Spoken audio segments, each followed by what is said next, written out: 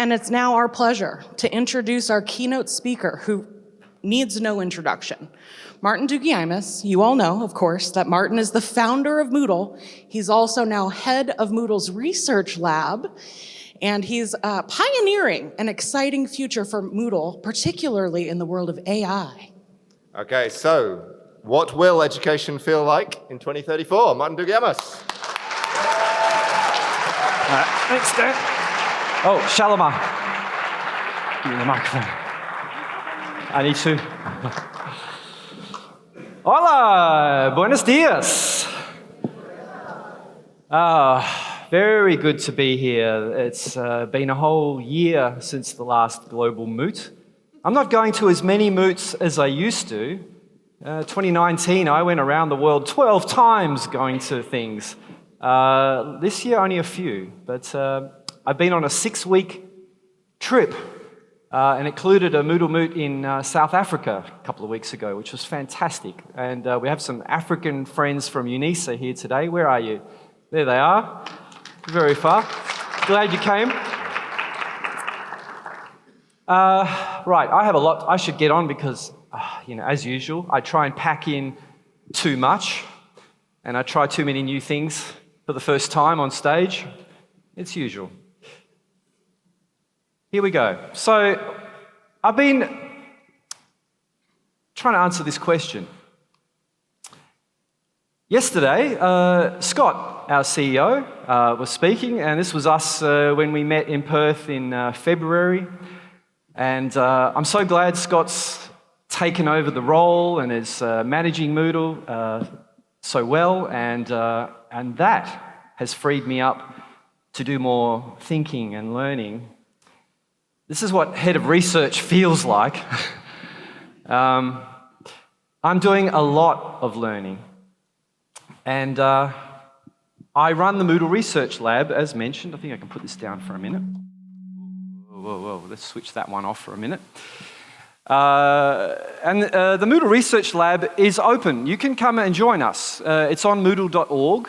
There is a course called Moodle Research Lab, and in there you'll find forums and links to matrix chats where we're doing everything. But I want to start just talking about lifelong learning. I love learning, and obviously, all right, and I think you do too. And this is for all the lifelong learners here in the room. Learning is a way of hacking yourself. All of us, we're born as babies, we grow up, we're in this world together on a small planet, and we're all given this chance to kind of explore it. And learning is a way of hacking yourself to become a mechanism to enjoy the world and explore the world better and bigger and brighter. You are like a tree growing towards the light. We all are. And as we improve ourselves to navigate in the world, it gets more interesting and more fun, I find, at least in my life, and I hope you do too. I hope you feel that too. What are you learning? Shout some things out. Maybe someone tell me something interesting that you're learning or not interesting. What are you learning? Someone at the back there. I'll point to you, actually, otherwise it's all going to be at once. So Ben back there I saw.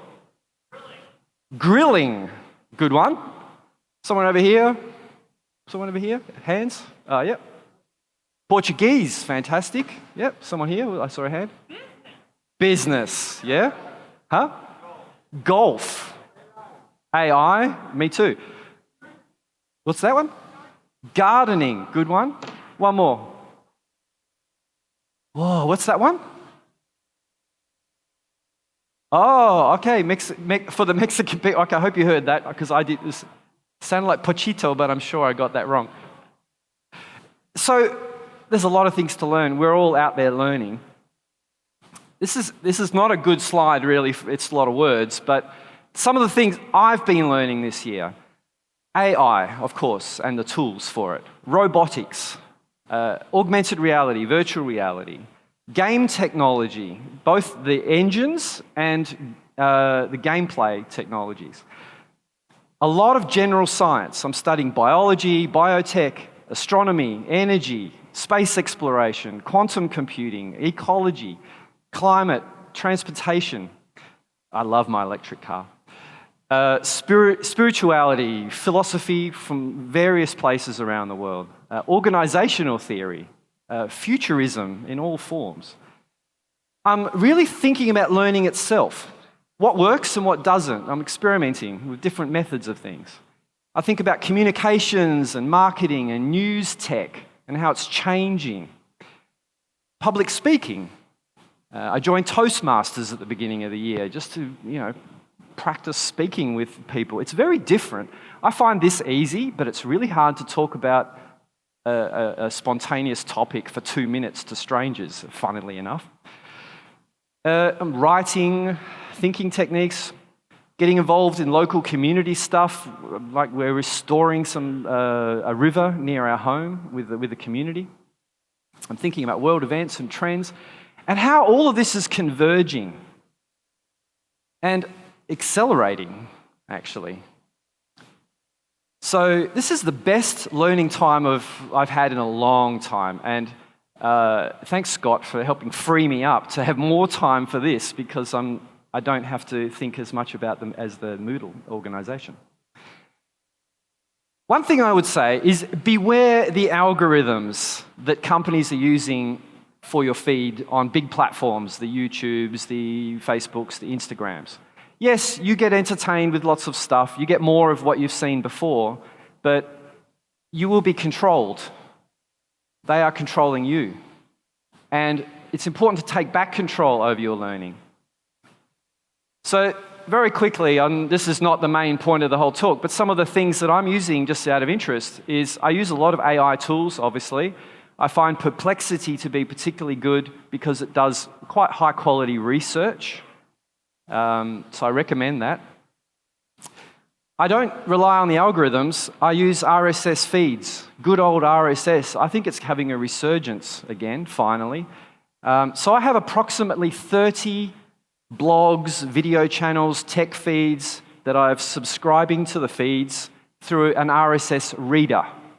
And so that way, every day, I have a very defined list of things to look at, and I'm not distracted. I'm not pulled off to start looking at too many other things. If I want to start looking at other things, I go and find a good source of information for those things, and then I subscribe to it.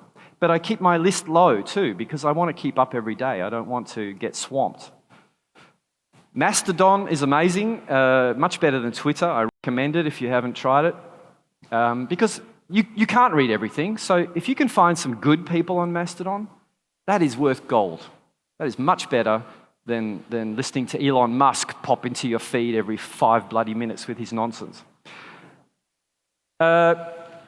Matrix discussions, very good. We have meetings with our Moodle AI community, part of the research group. You're welcome to come and join every 2 weeks.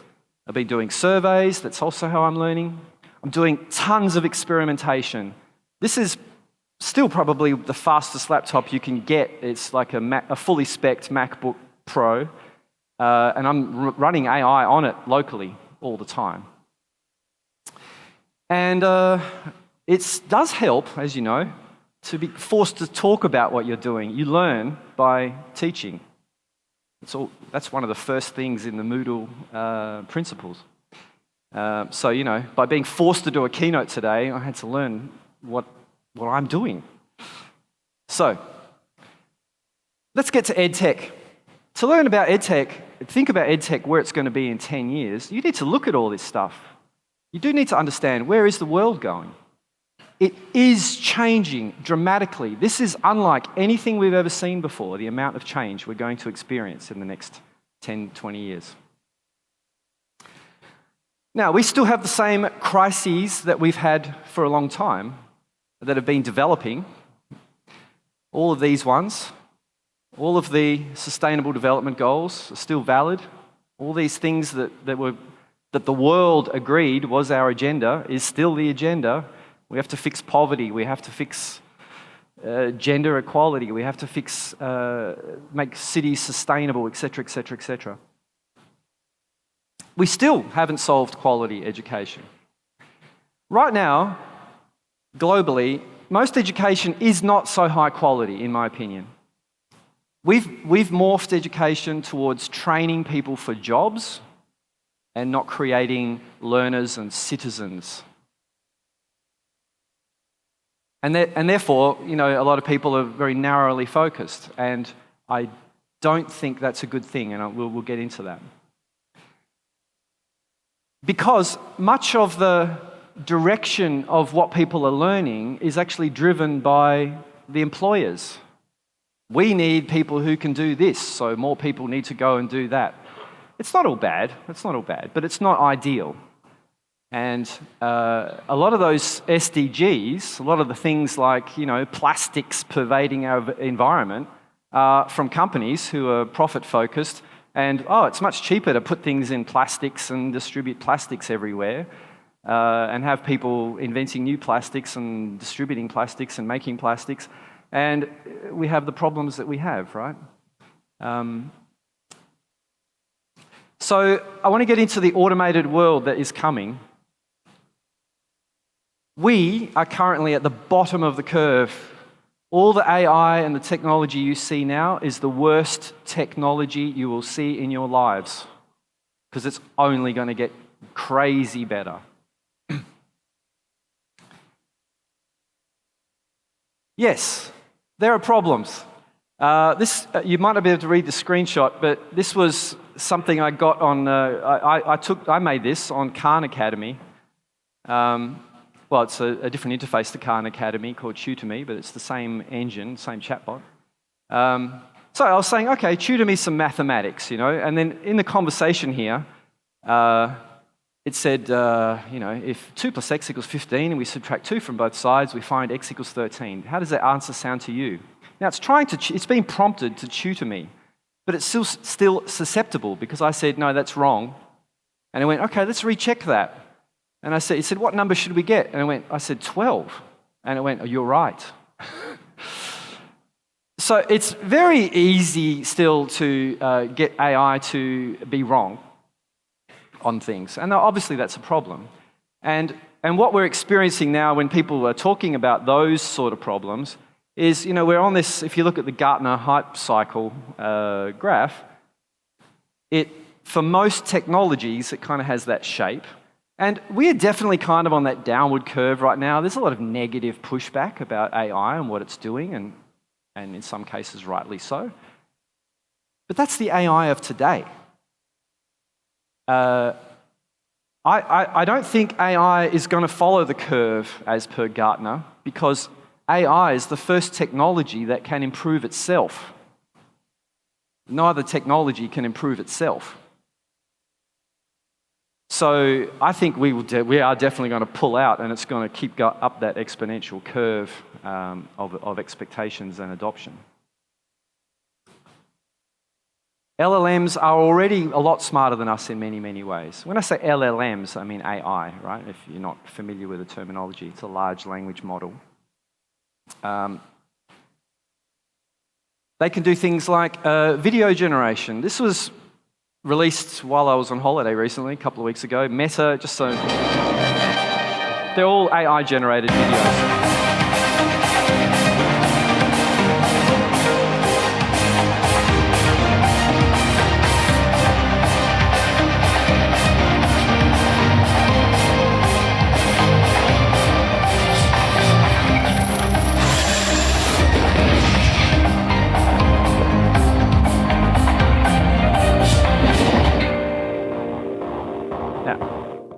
Now, I picked that because it was a short video with a few quick shots, but there are literally dozens of companies and lots of open source projects generating video. And if you've been watching the video generation space, just this year alone, it's getting much higher resolution, much more cohesive, improving in every way very quickly. No, I don't want to do that.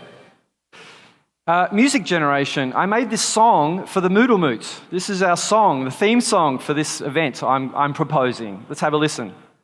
Vamos a celebrar una conferencia en Mérida. MoodleMoot. Para reunir a los Moodlers de todo el mundo. MoodleMoot. Para compartir nuestro trabajo y apoyar los Moodle. Turn it up. y ayudar a mejorar la educación en todo el mundo. MoodleMoot. Check it, MoodleMoot.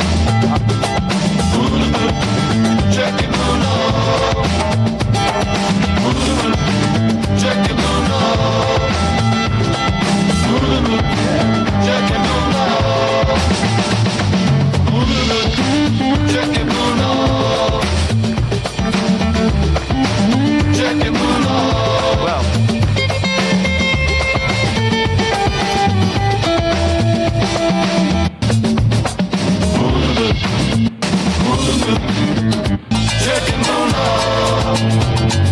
there's an English section as well. Anyway, Vamos a celebrar. well, Google Slides is terrible at that. The third thing is, another thing here is, the sound quality wasn't so good, but that's something to do with the sound quality here. It's actually really perfect sound quality on the original recording. And already some of those music, AI music has already got into the top charts. There was one in Germany recently. There was one in the US last year, and nobody knew until this year. So you can make great music. So this was another one. Somebody put 1,000 AI-controlled players in a Minecraft world and let them go free. And they're all playing Minecraft. They can see the screen, they could build things. And they started forming democracies, and they started helping each other. And there was one, you get all these little stories. There was a character who was the gardener, and she was doing all the gardening for the village. And she started to get frustrated. She wanted to go and explore and get away from the village. And the other villagers said, no, you're much better at gardening. Please stay and keep, otherwise we're going to starve, and we don't know how to do gardening. And like whole things, right? That world generation, world simulations. Things are getting more multimodal. So you maybe, I assume all of you used a text chatbot. Yes, can I have hands? How many people have used a text chatbot to talk to an AI? How many have not ever used, how many have not ever talked to an AI through a chat interface here? You, Cameron? Or are you scratching your head? Okay. So there was this very nice ChatGPT release where you have a very natural spoken interface. And, well, I can show that to you. Yeah. Give me a minute. Now, I had a bit of a tech fail with ChatGPT earlier, so I'm not using the advanced voice mode, actually, for those who know what I'm talking about. Over to you. Got it. Keeping things more straightforward, played for now then.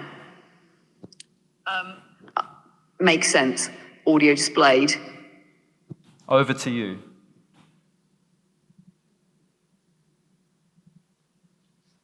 Got it. Keeping it simple without advanced voice. Audio displayed mode. Makes sense. Oh, Audio displayed. Damn it. Tech fail. Now I'm having no internet, so that's terrible. But I'll try one more time, actually. Let's see if we can get this to work. We're on stage right now, so do you want to do your slides? Over to you. Thanks, Martin. But it's not just about the generating capability of LLM services. There's a lot of credible research and development happening globally to solve problems and improve the capabilities of LLMs. And these advancements are moving fast. Audio displayed. Next slide, please. Audio displayed. Now let's talk about some key areas of research. Increasing short-term memory, minimizing hallucinations, solving copyright issues, improving reasoning, adding long-term memory and learning, developing long-term agents that can handle complex tasks, exploring embodiments in the real world, ensuring seamless integration with various systems, and achieving high performance in both hardware and local AI. Back to you, Martin. Thank you. So I will do the next keynote probably totally like that, so be prepared. But it'll be better next year. So all the big problems are being solved. I'm confident. I'm looking in the research, working on them, and they are being solved. Sorry, sound guys, there's a lot of sound stuff going on. People are building hardware for AI. So when we talk about, just to pick one of these things, the energy use of AI is a problem. There's a lot of energy that's needed. But when you build hardware for AI, you get up to 10,000 times improvement than over using a GPU, right? Which is really meant for games and graphics. Augmented reality. I actually have my Vision Pro in my bag here. I spend quite a few days every day in my Vision Pro in a virtual world with my computer and with my stuff in that world, experiencing it. It's really a game changer.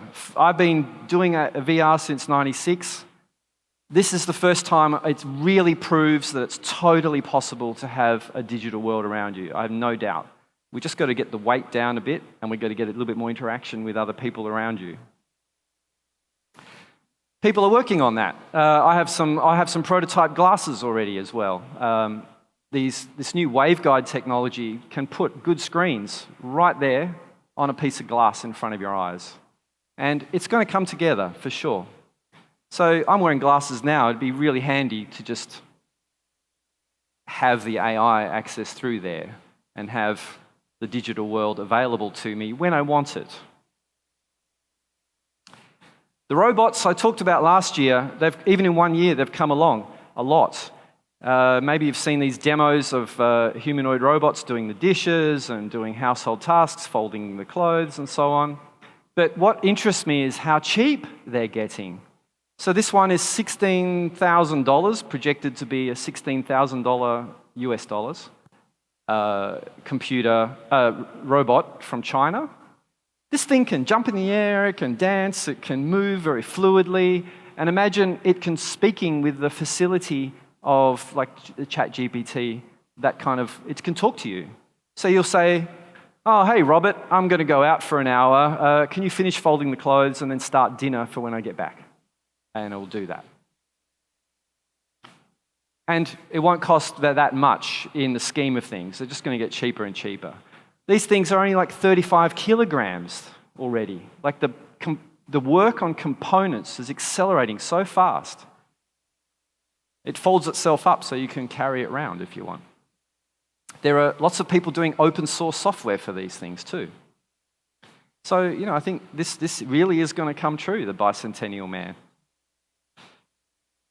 You can see AI is going to replace most human labor because any company that says, I'm paying this amount for this job to be done for somebody who can work 8 hours a day, and I can pay a lot less for something that does the job 24 hours a day in the dark, they're going to go, right? It's going to start happening.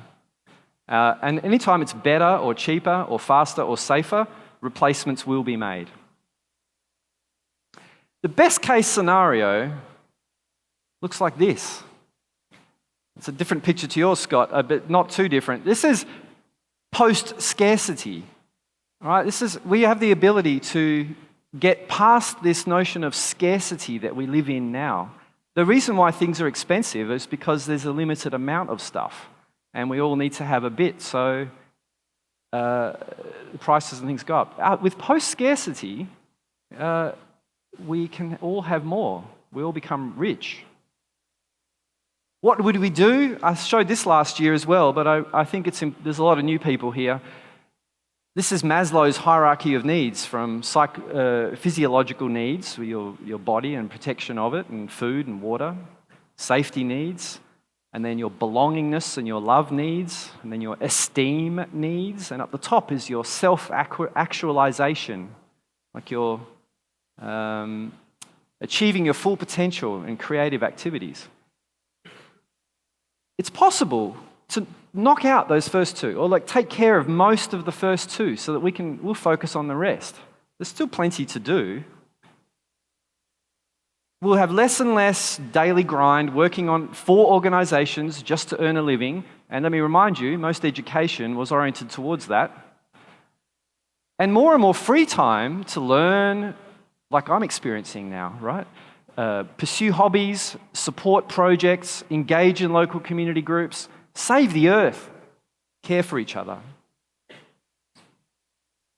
This is what rich people already do.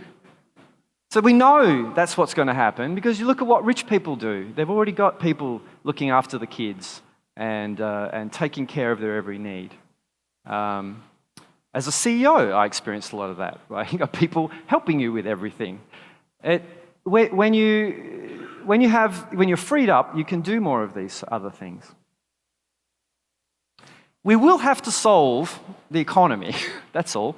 So there's this idea that, well, if you don't have to work for a living, you're going to need to sustain yourself. How do we do that? That's not a solved problem. A lot of people are working on it, but we need to solve that in the next decade.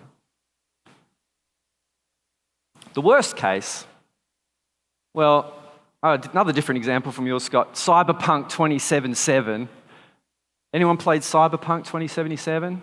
Yeah, one of the best games ever. But it's a dystopia you like being in, but it is a dystopia. It's horrible.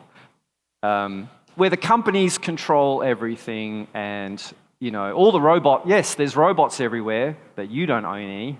The companies own those robots and you work for them. Or Big Brother. Still a great film. I watched it recently, 1984. A lot of these AI tools are becoming the most effective mass surveillance engines ever invented. A lot of people are interested in it for that reason. Someone from the Department of Defense joined the board of OpenAI, for example. Why? I'm sure there's multiple reasons. By the way, for those who aren't aware, OpenAI is not very open. It's available to you, but it's not open like Moodle is open. And it's important to keep saying that. The way we can avoid that dystopia is a world of lifelong learners, because if we have a lot of educated people, they are going to do the work of getting us towards the utopia and not the dystopia. So back to what we're doing at Moodle Research. There's been 5 major projects on my list for this year. One is MoodleBot, an AI that learns to support organizational learning. The second one is we are supporting Moodle LMS by supporting the community who are developing AI around Moodle and helping to make recommendations, which I'm going to go through shortly. We are also supporting MoodleNet. MoodleNet is a research project that is around creating high-quality, trusted educational resources. I'm very pleased to say that it's moving out of being a research project and will become a full product again at Moodle, starting from November-ish, I hope. And the fourth one is Open EdTech Association. We're working on that in the background. These are getting less and less priority. And the last one is Coach, which is an app for learners. And I talked about this last year. I'm still very excited by it, but it's pushed down in priority because it isn't very possible yet for us to put AIs on these devices ourselves. However, Apple, Google, Samsung are all putting AI into their operating systems on the phones. And Coach will rely on those. And those are all new. So we're kind of waiting for those to come along and build the Coach engine on top of that. But that's something that will help coach you in your lifelong learning journey. So I'm just going to talk about these two, MoodleBot and Moodle LMS. So MoodleBot, I'm not going to talk too much about, but it's currently the thing we're doing the most work on. This is an early infrastructure architecture diagram. Don't take photos of it. It won't get you anywhere. But let me tell you basically what it is. So an AI that learns, and it's built for Moodle HQ, for the Moodle organization. What it will do is read everything going on. It's reading all the chats. It's reading all of the tracker issues. It's looking at the docs. It's looking in Google Docs. It's looking at Confluence. It's in all the stuff. It's keeping up. And it's learning from that. And it sits in the chat rooms as a team member, basically, of any team. And it helps them proactively by connecting things across the organization, by being a source of advice, by spotting issues. But it can also not just read what's going on, it can write tracker issues or comments on trackers. It can make documents. You could say, can you go and look at all these things and and make a report and put it in a Google Doc and then put that link in the tracker, right? So that's like a big, long, complicated sequence of things. And it will go off and do it in the background. And then maybe 10 minutes later it'll go, oh yeah, I've done that. And, so it's like a team member that helps you. It's part of the teams. Now, this is not a proven concept. This is research. So the goal is, the success criteria I've set is that 80% of people at Moodle HQ think it's great. They say, yes, we like this in our chat rooms. So that's a pretty high bar, I think, right? And if everyone goes, yeah, we like it, I feel like we've done a good job. This might take a year or two to happen. But we've already started to put together the first thing, and it's going to start hitting Moodle HQ in the next few months. Then, if it works, I'd love for you to have it as well. But we'll see. This is research, right? I'm not developing products yet at the moment. We're trying to prove things. But the important thing is, how do we make AI learn on our very private stuff? Because we have 300 people at Moodle HQ. It's privacy is big, right? This is all of our stuff. And so that's why it's important to get that right. We don't want data leaking where it shouldn't and so on, and we have to get all that right. So that will take quite a while to work out.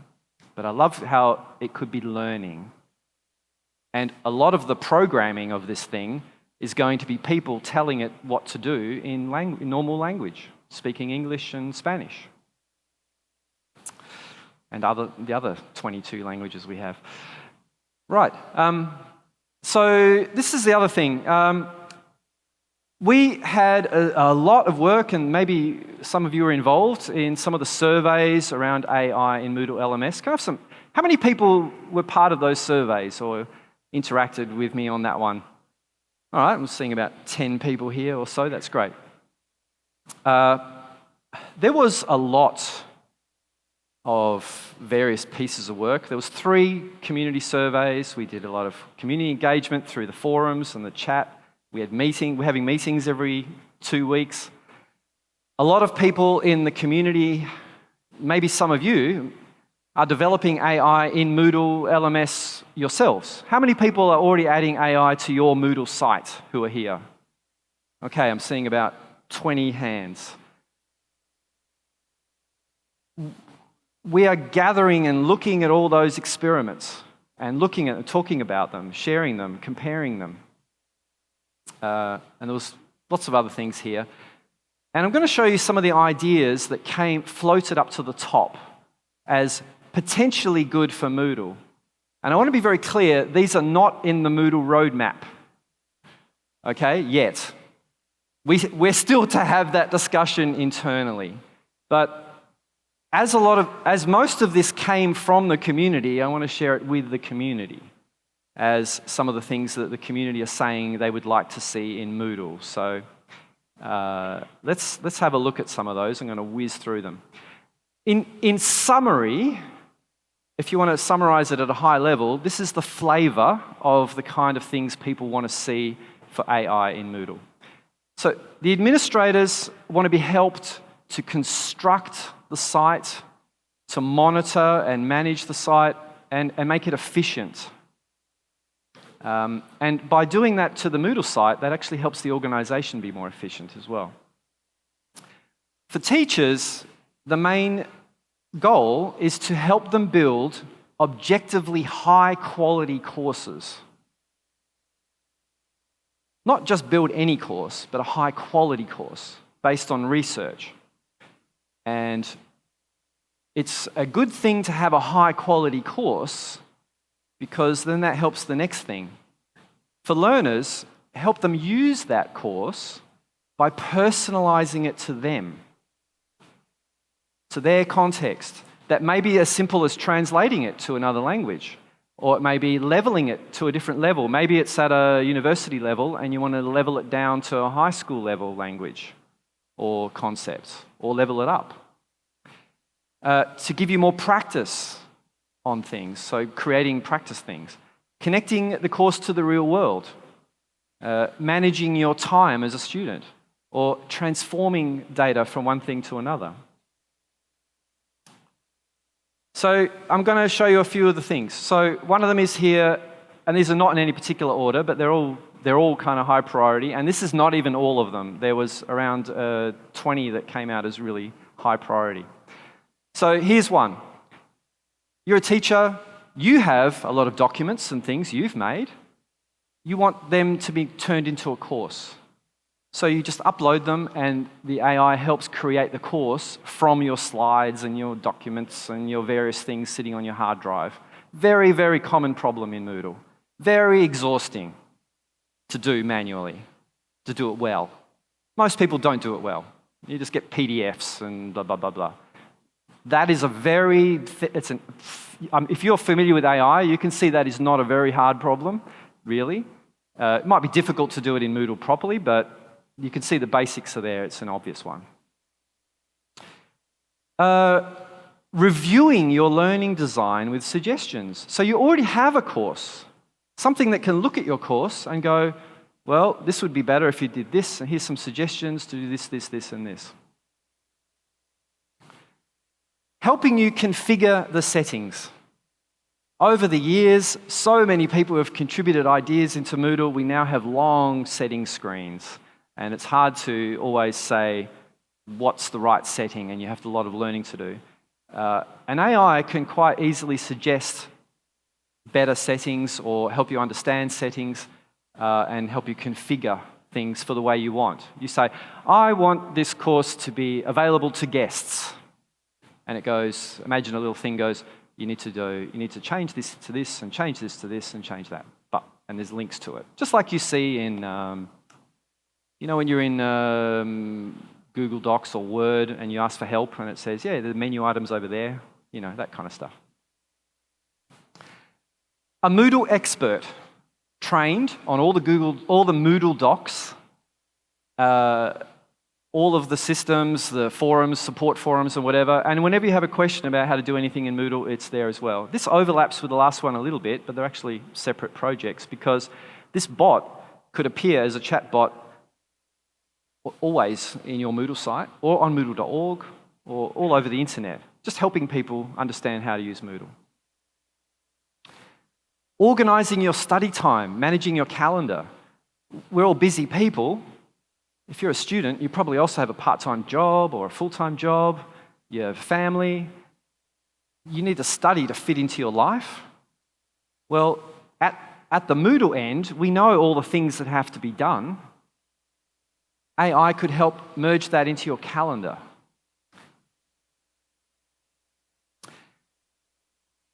Another one is making sure that whenever anything is generated in Moodle, that there's some way to give feedback. You need to be able to say, this was crap. I didn't like that. And you've seen this on many AI tools. I didn't like that, or I did like that. And it needs to be able to be fed back to something so that it learns and gets better at doing that. The same project could probably also make sure that AI-generated stuff was somehow marked as AI. And I think that the subsystem already does that for some of the things. But as we expand AI, we need to make sure that we do that consistently everywhere. I know you're thinking about that, and this was from before that. Automatic summaries of course activity is a big one. So you've been away for the course for 2 weeks. What happened? Tell me what happened. Give me a summary so you get a nice little report. This happened in the last 2 weeks. You can catch up quickly with links to things. And that can be used, that can be posted on your chat. It can appear on your device. It could be on your dashboard. creating accurate custom reports from Moodle based on questions. So we often have questions, where have all my students gone? How many people have logged in this week? These kind of things. Someone, a DevLine in Israel, a couple of months ago, showed us a working prototype of something like this, where it actually generated SQL from your English statements and went off into the Moodle databases and then produced reports. So imagine being able to ask your Moodle any admin question you want, and you get great reports back. This is a bit more simple. You've made an activity. You've designed an activity. Maybe it's a database or something, and you've done all the configuration and so on. Just filling out the activity description at the top. It's not always a fun task to do on lots and lots of activities. But imagine if it just by default had an accurate activity description filled in for you, and then you could edit it. So these are all little admin improvements that just shave time off your day, right? Pre-grading assignments. Now, you may not want this, but a lot of people want this. So you would come into grading assignments and it would have a suggested grade. And then you would obviously approve that as a human being. But, it's up to you how much you want to trust that. People should always have the final say. That's actually one of the principles. But it would certainly help when you have a lot of things to grade. The last one here is converting content into alternate formats. So you've got a big text, you want to convert it into a video. Or you've got a video, convert it into text. Or you've got a big text, make it into short text. You've got a short text, make it into a big text. Converting the discussion in the forum into a quiz. Lots of things. Conversion of content in all directions. And I'm going to show you one example of, imagine a student, she's sitting in a bus, she's got a bit of time, the Moodle and her Moodle app knows that she has 20 minutes on this bus every morning, and there's something she has to learn.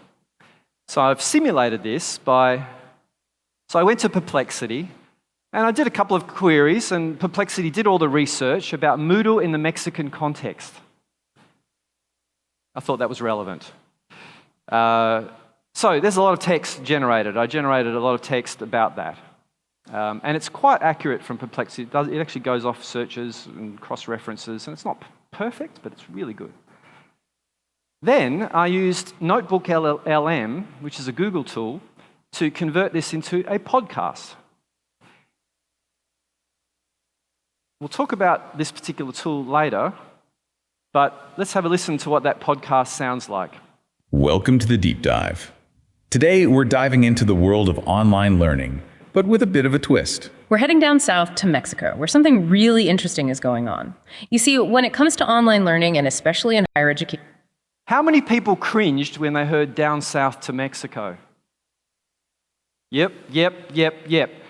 This is an example of a lot of this technology from big tech companies is very USA-centric. It's very culturally centric. We're not down south, we're here, we're in Mexico. I generated this in Mexico and I'm an Australian, right? Why is it down south? Now, that's typical with a lot of these AI tools, the big proprietary ones. They're very focused on their particular culture. And for example, ChatGPT has like 10 voices with American accents and like 1 or 2 British ones, and that's it. Forget Mexican English, or forget Australian English, or Filipino English, or South African English even. And then imagine all the other languages.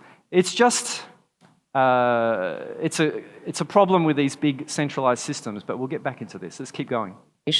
Mexico is becoming a bit of a powerhouse. And the platform that's really leading the charge there, you ask? Yeah. It's Moodle. Moodle, that open source platform we hear so much about, used by educators all over the world. And Mexico, they're not just using it, they're basically running the show. And luckily for us, we've got expert speaker here to break it all down, why Mexico is head over heels for Moodle, and what it might mean for the future of education everywhere. So expert speaker, before we get lost in the Moodle madness, can you set the scene for us? I want you to listen to the detail in the voice if you can hear it. It's a bit muffled on these speakers, at least from where I'm standing. But you can hear the breath. Can you hear the breath? They go before they speak, and they start saying something, and then they change their mind and say something else. It's very human. It sounds very real. Sure, it's very sensationalistic and so on, but that's a podcast flavor. But just listen to the quality of it. Just how big are we talking when we say Moodle is a big deal globally? Imagine this. If online learning platforms were all going for gold at the Education Olympics, Moodle would be right there on the podium, no doubt. It's the top dog, the leading learning management system in most of the world, with a few interesting exceptions, of course. That reminds me, didn't our research show North America was one of those exceptions? You've been doing your homework, haven't you? Yeah, North America is really the only place where Moodle isn't dominating higher education. I totally did not ask it to talk about North America. Luckily, somebody has already made a terrific open source alternative to this on GitHub, and you can generate these things yourself. This will become common. This transformation of things into... So that's quite an easy listen. You know, you're in the bus, you've got your headphones on, and you can just listen to the podcast and pick it up that way. And if you want to see it in a different form, you can convert it. This is a very powerful thing, and that's why the course needs to be high quality. The base course needs to be very strong so that you can easily transform it accurately into whatever it needs to be, because it's always referencing the course. We don't want to trust the LLMs to use their knowledge all the time. Case in point. So, we're getting towards the end. What could education feel like in 2034?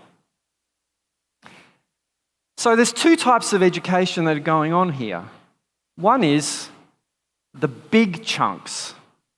Well, actually, no, let's start with the little chunks. That's what I've been mostly talking about. This kind of ad hoc learning, the feeds, right? The things you learn every day. I was just in Costa Rica, which is an amazing place in the jungle. I'm sure Mexico also has amazing jungles, but I wasn't there. But I was in the jungle, and I kept seeing new things. And it was so good to just use AI to immediately get the information. What is that thing? What is that frog? What is that tree? Everything I wanted to know, and I'm sure you all use this. We've been doing this for years with, say, Google searches and so on. But with AI, you get much higher quality, and it's quicker and it's better. So a lot of small things are happening all the time. And then there's the big chunky stuff. So we've had Spanish speakers. I've been working with Spanish speakers for 25 years. I cannot speak Spanish. I've tried to learn it in bits and pieces through a feed of talking to people. It doesn't work. I need to do a course, ironically. For the big chunky things, you need a course. You need someone who's put together a program that will make your brain learn the thing. And that's the only way we're going to have doctors we trust or engineers that we trust or learn big languages and things like that. So there are these two different things. So let's talk about them separately. The small stuff, you are basically curating your own feeds from trustworthy sources, your gurus. And AI in your glasses, in your phone, in your earbuds, in all your devices, wherever you need, that's going to help you with that. AI is just going to be there. You won't even have to look it up anymore. It's just going to be, you can say, hey, I'm in exploration mode now. I'm in the jungle. Tell me about everything. What's going on? And there's little labels on everything, right? And you're just learning now. I'm learning in the environment. And it's telling you stuff in your ear, and you go, shush, shush, shush, be quiet. I want to listen, right? And it'll just be quiet for a while. And you go, okay, tell me what I'm looking at, right? It's that. So it's like a friend always whispering and talking to you. The big stuff should be about these high-quality courses, and this is where Moodle can shine. Very high-quality courses that we share and we create together around the world that are helping people learn the big stuff. But they become customized to your needs. So you should be able to very easily find a course wherever. I want to learn Spanish. Tomorrow, I can join a course and there's people in my local environment I can practice with, and there's an online course, and it's all sort of nicely fitting together in a blended way with ongoing authentic assessments. So not an exam, but little assessments that are always tailored to you, that are helping drive you, like a gamification towards becoming great at whatever that is, whether it's gardening or whatever that thing was over there, the pochita, I forgot. But like all these things we're learning, like we want to know how we're doing and get better and better. And AI helps fit that into our life. It fits it into our life so that it's seamless. And so we are truly becoming a world of lifelong learners. I know I'm going to go a little bit over time, a couple of minutes. What does this mean for education institutions? How many of you are work at an education institution? About half of you. Great. So this is an often question, right? What should they be doing? Well, building on what I just said, one thing is they should explicitly focus on the skills to help people navigate this transitional phase in the world. Unemployment is going to go, we're going to have a lot of stuff happening in the next 10, 20 years.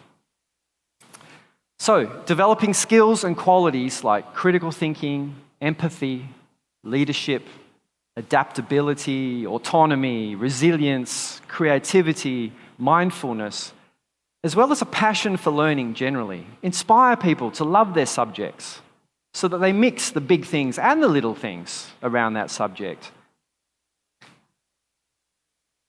You won't be training people for jobs anymore as much, right? We're there now to be like an old university from hundreds of years ago where people went and just lived there. All the admin work around education is going to get easier. And so we have more focus. We can have more focus on the quality and the experiences. And make the enrollment processes easy, because I think we're going to have a lot of people who are just doing things out of interest, and they don't want to do 3 years of courses. They just want to do a unit.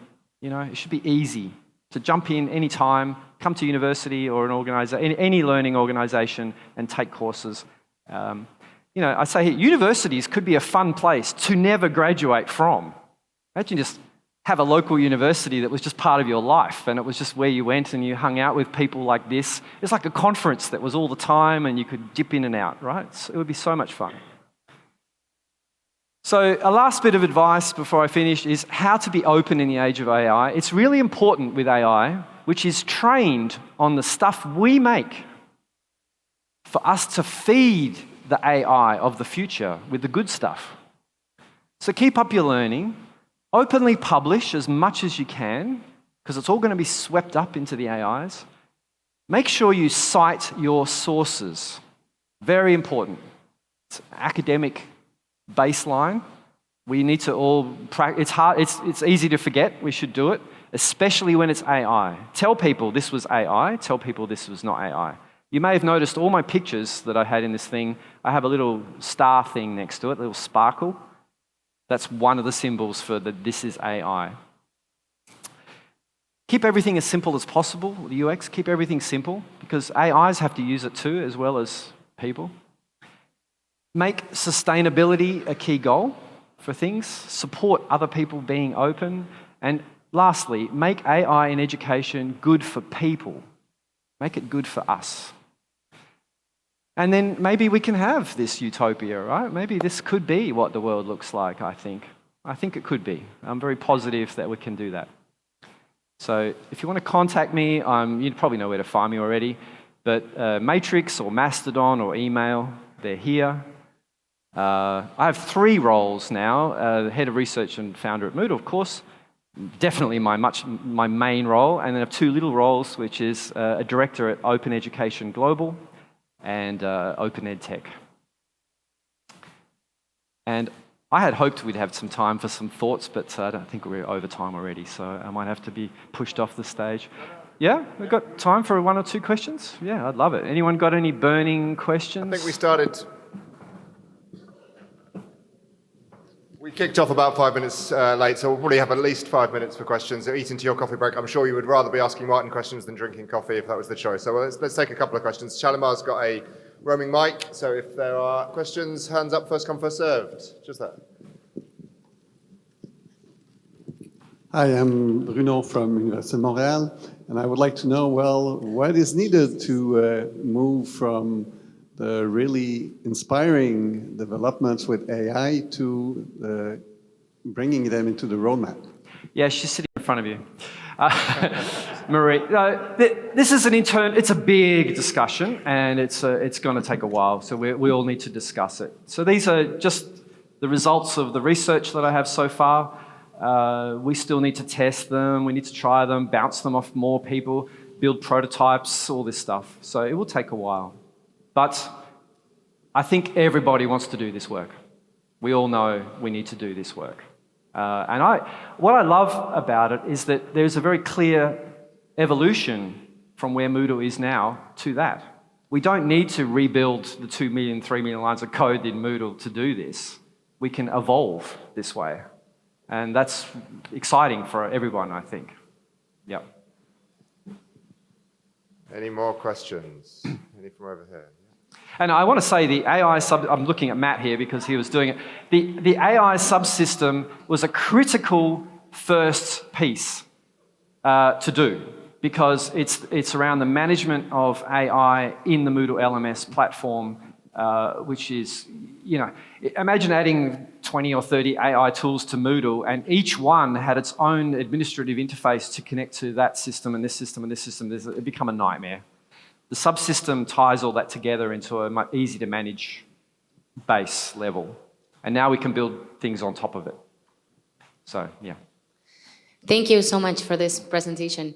I find this stuff really scary in, myself.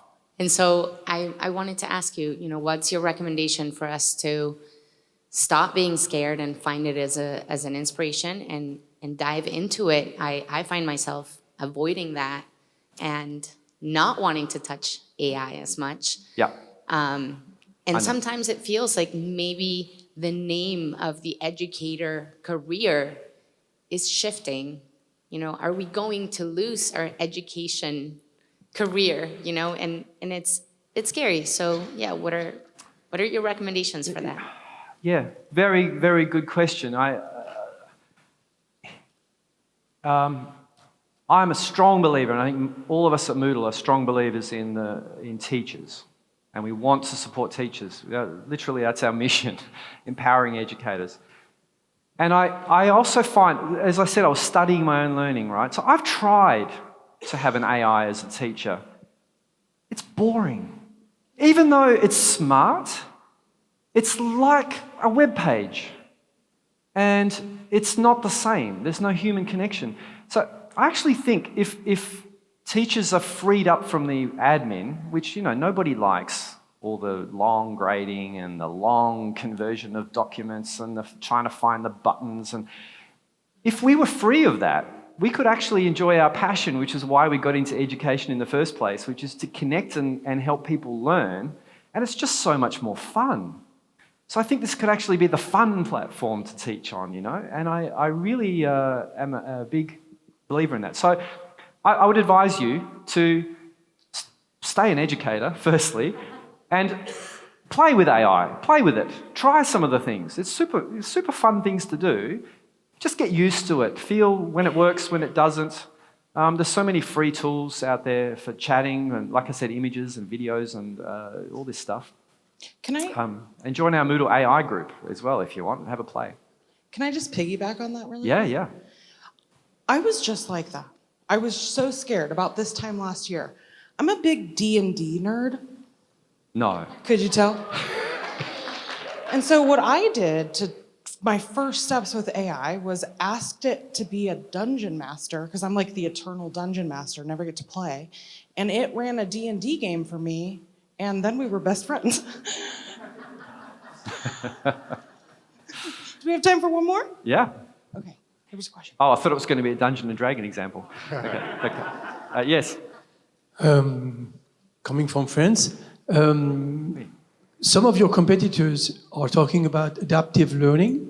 You know, how the platform can adapt either with the content or the pace, saying to the students, or you're making so much mistakes, you should take a rest and then you'll come back later and things like that. Do you have, what are your thoughts on that? Is that coach part will do the job? No, that's not the coach thing. The coach thing is more about helping you find those courses and find the opportunities out there and coaching you, where do you want to go in your life? It's like a life coach. No, but adaptive has many meanings too, I think. And a lot of what I talked about is adapting. The course will adapt to you. Like your experience of it could adapt. AI could use it that way. What you're describing sounds a bit like the kind of adaptive stuff from the last 20 years, which has been this idea of, personalized learning where you have 5 activities and you give this one to these students and this one to those students and so on. That's kind of old school now. I don't think that it's quite, a person needs to sit down and design that, right? And I don't think we need that to be a manual thing anymore. Yeah. So I think everything will be adaptive for sure. AI now allows us to break up the structures and be more fluid. Yeah. So there's a lot of experimentation to do, trialing, prototypes. We're going to have fun. All right. I think we could talk about this all day, but we have a full program to get to. Join me, a big round of applause for Martin. Thank you so much. Thank you.